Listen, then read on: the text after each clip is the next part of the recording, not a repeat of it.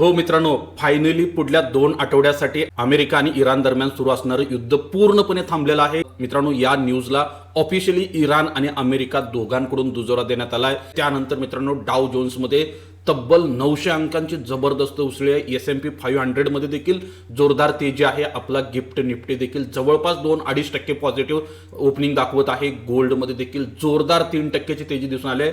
सगळ्यात महत्त्वाचं मित्रांनो, आपल्या अर्थव्यवस्थेच्या दृष्टीनं क्रूड ऑइल मध्ये 14% ओव्हरनाईट कट आलेला आहे. त्याचबरोबर स्ट्रीट ऑफ हॉर्मस देखील या ठिकाणी ओपन होत आहे. याचा अर्थ मित्रांनो, भारतासाठी ही खूप पॉझिटिव्ह न्यूज आहे आणि मार्केटनं ऑलमोस्ट बॉटम बनवलेला आहे.